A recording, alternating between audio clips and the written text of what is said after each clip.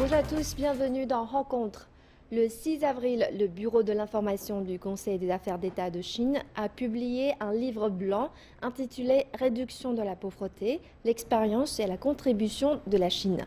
Composé de 5 parties, ce livre blanc explicite en détail les méthodes utilisées par la Chine pour éliminer l'extrême pauvreté. Par l'intermédiaire de ce livre, la Chine, qui a accumulé une grande expérience, souhaite aussi partager ses connaissances avec le reste de la planète pour mieux lutter contre les inégalités à l'échelle mondiale. Aujourd'hui, nous avons le plaisir de recevoir M. Wu Zexian, commentateur de CGTN français, et M. Xu Tiebing, professeur de l'Université de la communication de Chine, pour parler de ce livre blanc, mais aussi de l'avenir du développement social en Chine et ailleurs. Bonjour, Bienvenue dans notre émission. c'est un plaisir. Et ce livre blanc rassemble beaucoup d'informations concrètes, de nombreuses données, des chiffres. Pour vous, quelles sont les informations contenues dans ce rapport qui vous paraissent les plus emblématiques en matière de réduction de la pauvreté? Je vais mentionner quelque chose et puis je vais laisser professeur Xu de vous donner quelques chiffres d'actualité très précises. Moi, de mon côté, je vais vous donner d'abord, voilà, deux chiffres. Voilà, deux chiffres. Premier chiffre, ça fait des milliers d'années, voilà, retenez bien, ça fait des milliers d'années que les Chinois souffraient, voilà, de la pauvreté, de l'extrême pauvreté. Voilà. Alors, les Chinois, donc, durant tous ces milliers d'années, vivaient dans des conditions de vie plutôt difficiles. Alors, c'était toujours un rêve pour les Chinois de s'en sortir. Or, durant toutes ces milliers d'années, voilà, d'une dynastie à une autre, on n'a jamais réussi à vraiment faire disparaître l'état de pauvreté en Chine. Et or, avec le régime socialiste, voilà, avec le Parti communiste chinois qui a pris le pouvoir à partir de 1949, voilà, les Chinois ont réussi finalement à éradiquer l'extrême pauvreté. Et ceci avec des efforts considérables, aussi bien de la part du gouvernement que de la part de la population. Voilà. Donc, toute la population chinoise a été mobilisée pour lutter contre la pauvreté. Alors, depuis ces quelques dernières décennies, plus de 770 millions de Chinois qui vivaient en dessous du seuil de pauvreté ont réussi à s'en sortir. Voilà. Et rien que depuis 2012, près de 100 millions de Chinois vivant en dessous du seuil de pauvreté ont réussi à s'en sortir. Vous voyez, ce sont des chiffres énormes. Alors concrètement, quels sont les critères précis pour mesurer justement la situation des paysans qui sont sortis de l'état de pauvreté? Je pense que le professeur Xu a certainement des chiffres très précis là-dessus. Le revenu, par exemple, la croissance des revenus des gens qui vivaient en dessous des pauvretés et puis qui sont arrivés aujourd'hui à mener une vie bien meilleure. Monsieur Xu Tiebing? Je pense que d'abord le livre blanc, c'est un compte rendu de l'accomplissement d'un passé. Voilà, on a réussi à éradiquer, à réduire la pauvreté absolue. Bien sûr, le champion dans le monde. Quand on pense par exemple aujourd'hui, même selon les rapports de l'ONU, le chiffre, c'est-à-dire la Chine a réussi à faire une réduction de la pauvreté 70% sur le niveau mondial. On sait bien par exemple en Asie du Sud, dans le Sahara, dans le Caucase, même dans certains endroits enclaves en Europe, les Pyrénées, je dirais aussi les Caucases, etc., il y a tout de même une proportion de pauvreté qui persiste encore. Premier et deuxième, je crois que c'est surtout c'est le lancement de la continuité. Alors, ce n'est pas, disons, la fin d'une période, mais surtout, je dirais, c'est la continuité de développement rural, social dans la Chine d'aujourd'hui. Et troisième, je dirais, ça, ce qu'il mentionne, c'est-à-dire qu'aujourd'hui, on parle, ce n'est pas simplement une méthode classique, uniquement subvention. Ça se pratique depuis fort longtemps par beaucoup de pays, mais surtout, c'est introduction des PME, de techniques adaptées pour faire revivre et faire, je dirais, le développer, les renversements de ces tendances de pauvreté rurale. Enfin, moi, je pense que sur un long regard, sur le long de l'histoire, c'est justement c'est le seuil, je dirais, affranchi.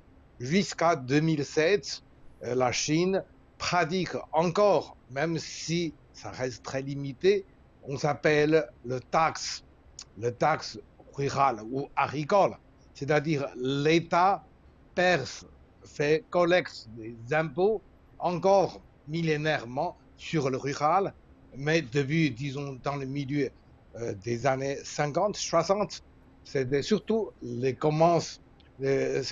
l'industrie commence à nourrir l'agriculture, le rural. Mais en 2007, c'est définitivement une pratique millénaire et arrêtée. Ça, c'est, disons, très significatif. Ça signifie que maintenant, maintenant, ce sont d'autres secteurs économiques qui commencent à nourrir, à soutenir un certain développement durable, notamment dans le milieu rural. Bon, je suis tout à fait d'accord. Vous avez raison de mentionner voilà, l'importance du développement industriel voilà, qui contribue énormément à la croissance économique du pays. Mais comme on n'a pas oublié voilà, ceux qui vivent toujours dans les régions rurales et que la lutte contre la pauvreté, justement, c'est pour permettre à ces gens vivant en dessous du seuil de pauvreté, ces gens ruraux, parce que dans les villes, les citadins vivent, voilà, par rapport aux ruraux, vivent bien mieux. Bon. Alors, concrètement, qu'est-ce qu'on peut dire que ces gens-là sont déjà sortis de l'état de pauvreté? Chez nous, il y a des mesures très, très précises, c'est-à-dire le revenu, d'abord, voilà, le revenu.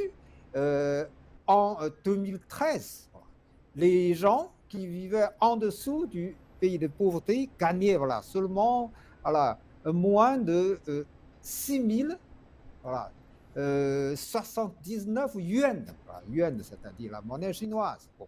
Et puis l'année dernière, alors les gens, voilà, les ruraux qui ont réussi à sortir de l'état de pauvreté, voilà, gagnent voilà, 12 000, voilà, 588 yuan, voilà, plus que 2 fois plus important que l'année 2013. Vous voyez, c'est une croissance de 11,6% en moyenne voilà, annuelle. Alors, et c'est une croissance qui est supérieure à la croissance des revenus de la population rurale en général. C'est-à-dire, on accorde beaucoup d'importance à l'aide aux ruraux vivant en dessous du seuil de pauvreté. Du coup, vous voyez, leurs revenus augmentent sans arrêt, plus rapidement que les autres. Du coup, voilà, on a réussi finalement à faire sortir ces gens-là de l'état de pauvreté. Bon. Vous savez, avec l'augmentation du revenu, ils peuvent améliorer considérablement leur niveau de vie, leurs conditions de vie. Bon. Évidemment, il y a d'autres mesures accompagnatrices. Ben, on va certainement en parler davantage durant toute notre émission. Et en plus du revenu, en fait, il y a plusieurs secteurs, par exemple la construction des installations de base, les autoroutes, les conditions de vie ont beaucoup amélioré grâce à ces mesures pour la lutte contre la pauvreté. Tout à fait. Moi, je pense que là, on touche un point essentiel, c'est que dans cette tâche, je dirais, de la réduction de la pauvreté, la Chine a entré dans une période que je qualifiais entrée dans le cerclement positif.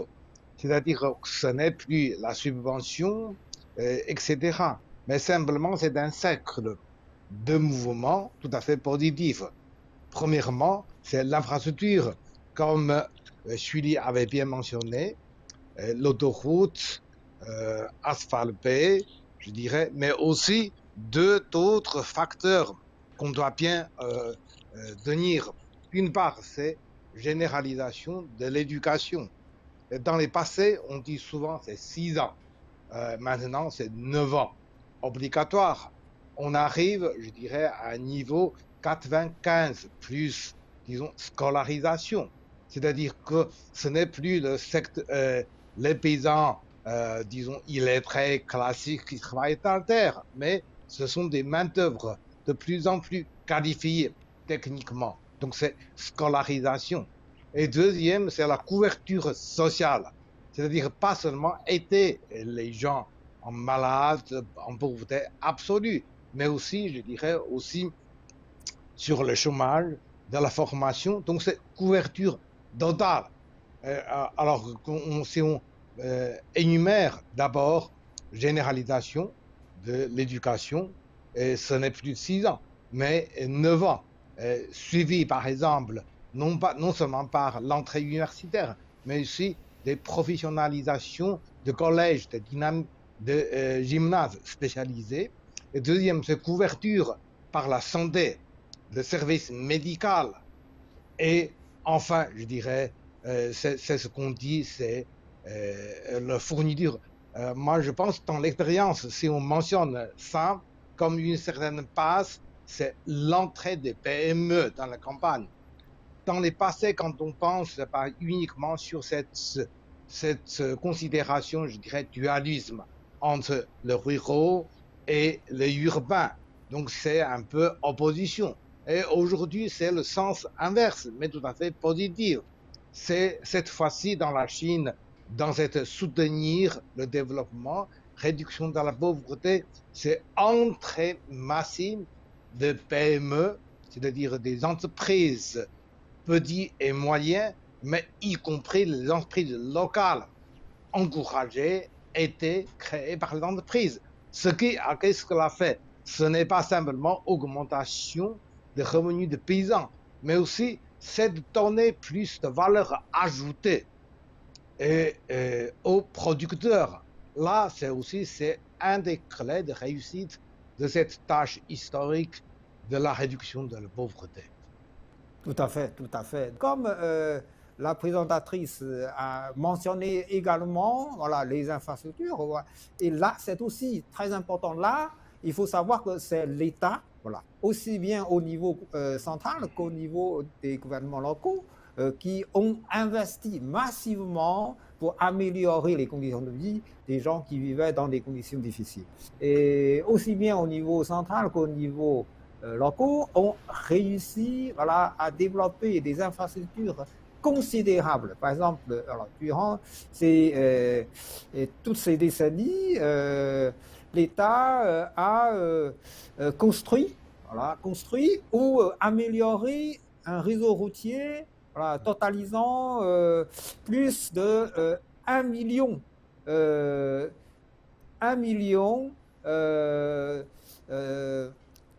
100 000 kilomètres. Voilà.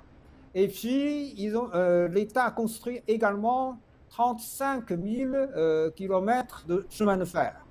Vous voyez, déjà, pour permettre aux ruraux de sortir de leur enclave. Voilà. Très souvent, ce sont des gens qui vivaient dans des régions très difficiles. Voilà. Déjà, le réseau routier et le réseau ferroviaire est très important. Et puis, évidemment, ce qui est très important, c'est l'électricité. Aujourd'hui, l'électricité couvre toutes les régions. Voilà. Cela permet surtout aux régions pauvres, voilà, de développer leur industrie, parce que sans l'électricité, on ne peut pas faire grand-chose. Et puis, la télécommunication, voilà, ça fait aussi partie des infrastructures. Maintenant, pratiquement toutes les régions sont couvertes par le réseau de fibres optiques, par le système de télécommunication 4G. Voilà. Et puis, bon, vous avez raison, professeur Chu, de mentionner toutes ces mesures de protection sociale.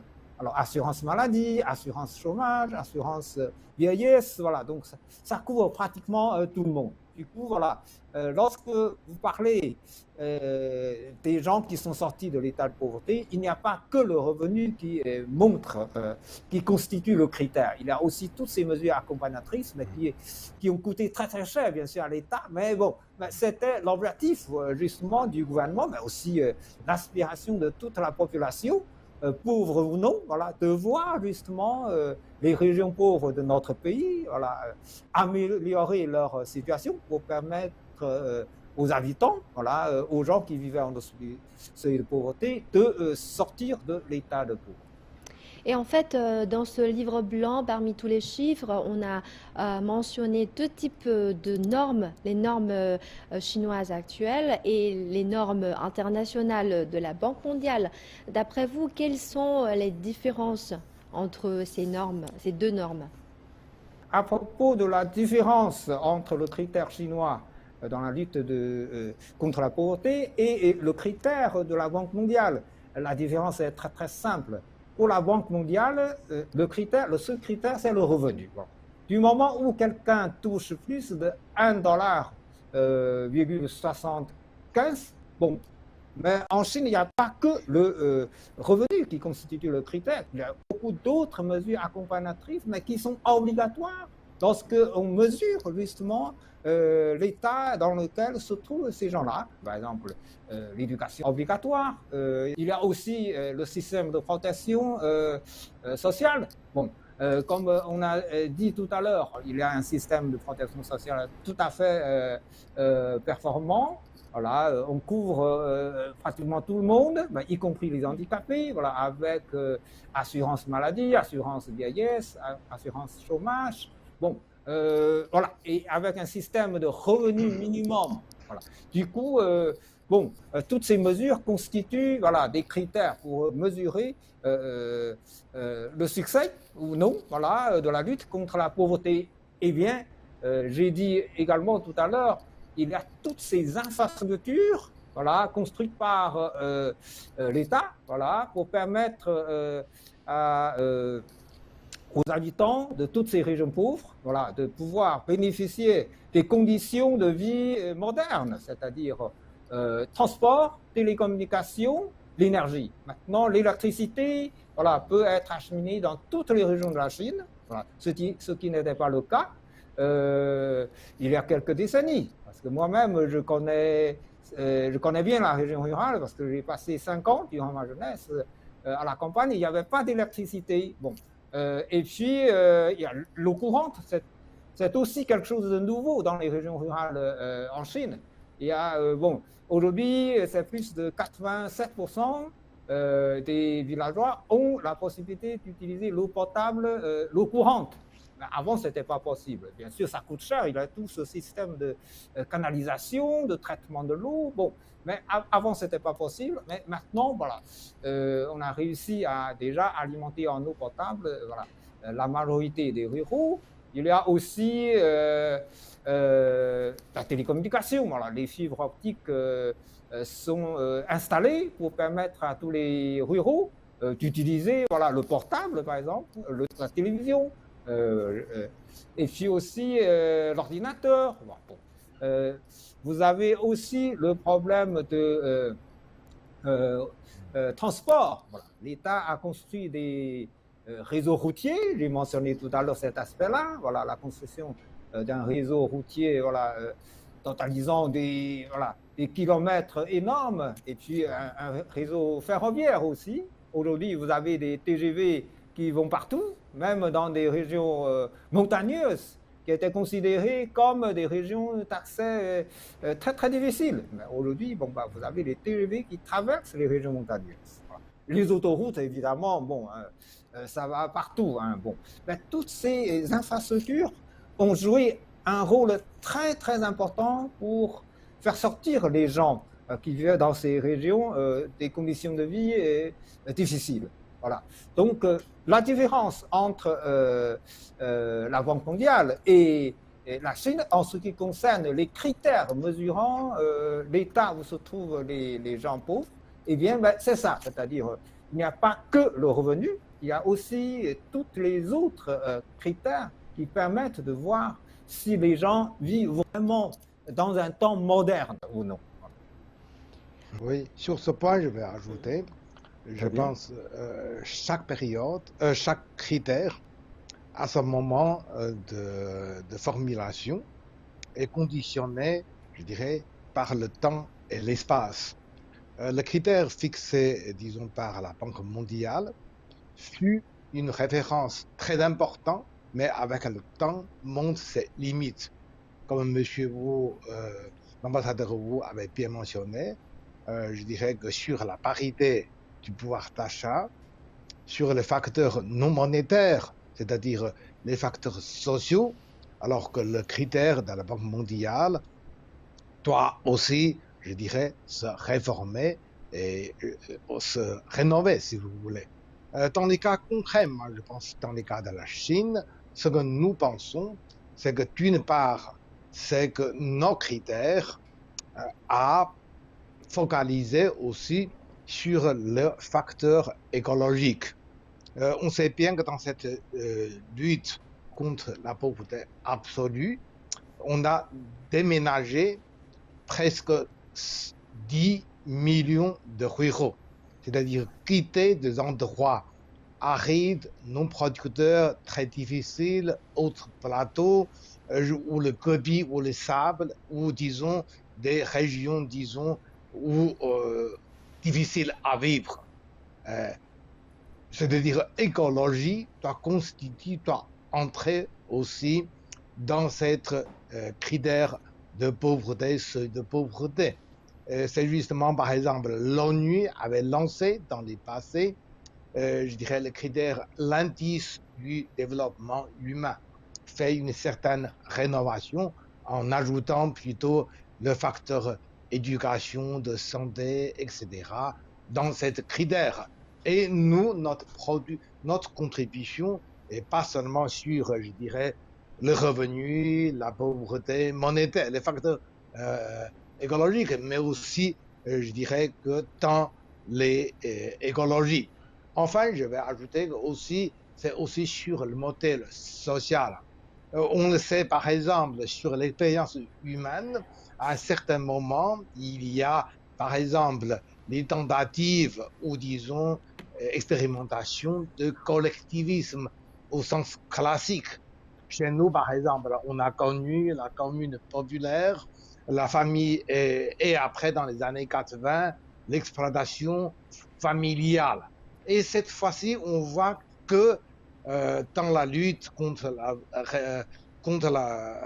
la pauvreté absolue, cette notion de collectivisation en s'auto-organisant les coopérations volontaires joue un rôle très important, je dirais, dans cette tâche historique, c'est-à-dire qui permet, par exemple, les gens professionnalisation, les gens, disons, aussi, je dirais, une certaine participation à travers les actions par terre ou par d'autres facteurs productifs qui permettent non plus comme une certaine collectivisation plus ou moins imposée dans les passés, mais plutôt sur la volontarisme, sur acceptation des foyers. Ça montre une, je dirais, nouvelle tendance dans cette tâche contre la pauvreté, c'est-à-dire autogestion, autoparticipation sur la base de coopération, là, moi, je pense aussi socialement, c'est très important. Et l'année 2021 marque le début du 14e plan quinquennal et cette année, la Chine commémore aussi le centenaire de la création du Parti communiste chinois.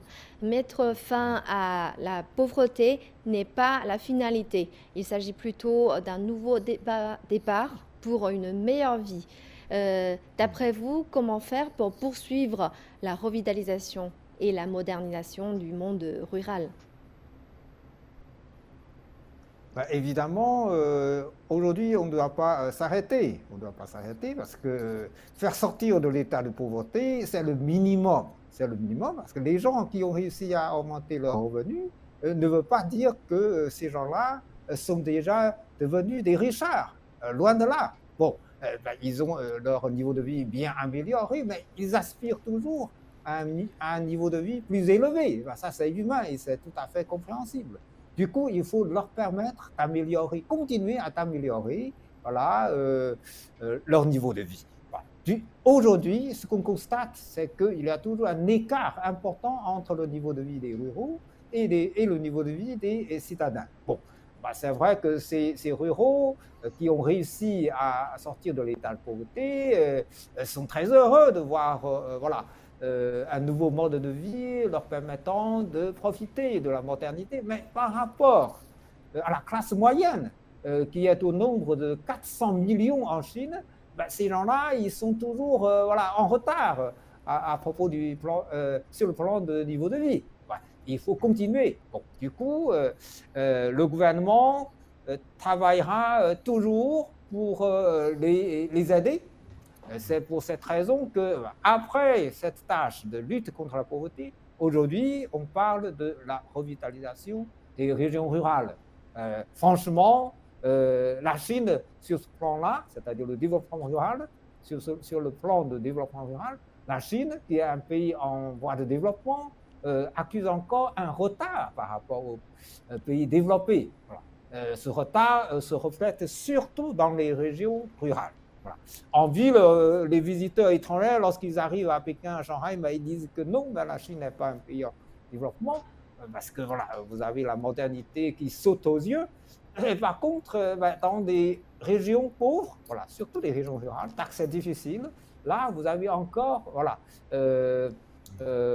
tous les aspects voilà, qui vous disent que bon, c'est encore un pays en développement, malgré tous les succès que la Chine a remportés, il faut continuer.